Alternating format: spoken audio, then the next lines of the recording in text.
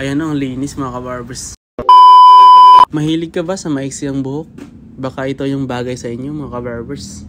Kaya daw nagustuhan ng client ng gupit na ito kasi daw maiksi siya tapos may twist na naangas. Yung gupit kasi na ito naka-texture sa itaas kaya maangas sa tingnan. Hindi na rin ako nagtataka kung bakit nirequest ito ng client natin. Yung guard nga pala na ginamit din sa taas is number 10. So tamang-tama lang din yung sukat na yun para ma-texture natin sa taas.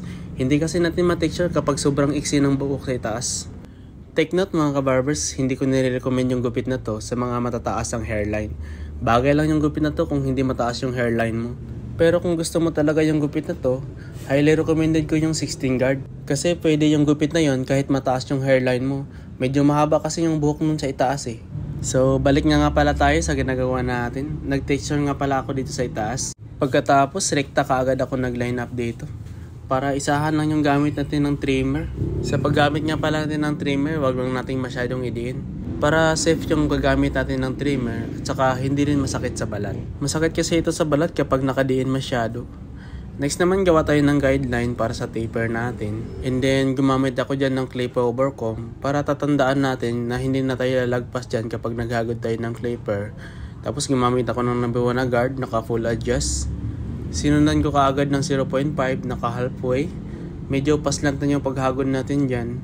Paunti-unting bura lang tayo ng guidelines. And then close, no guard. So ulitin natin yung guideline. Pagkatapos gawa kaagad tayo ng korte sa ibabaw ng tenga. And then gamit tayo ng tining scissor para ma-perfect natin yung blending. Yung pinapatamaan ko lang dyan mga kabarbers, yung dark na area lang. Kaya tining scissor yung ginagamit natin pampaganda ng blending. Para kasi sa akin mas safe siya at saka mas maganda yung resulta ng blending. Dito naman sa likod gumamit lang ako dyan ng number 2 na guard tapos clip over comb. Guidelines na rin para sa taper.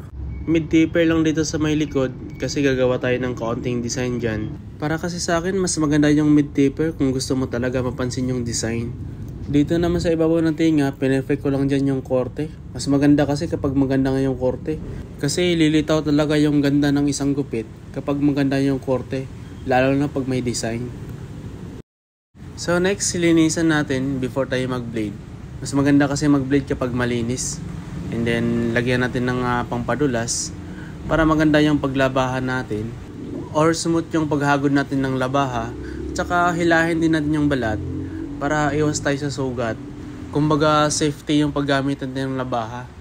After nyan, linisin natin uli para hindi naman makati sa pakiramdam ng ating client. And then blower tayo para matanggal talaga yung buhok tsaka malinis bago tayo maglagay ng wax. So ito na yung resulta mga kabarbers. Tingnan nyo naman yan, naka-texturize sa itaas tapos may konting design.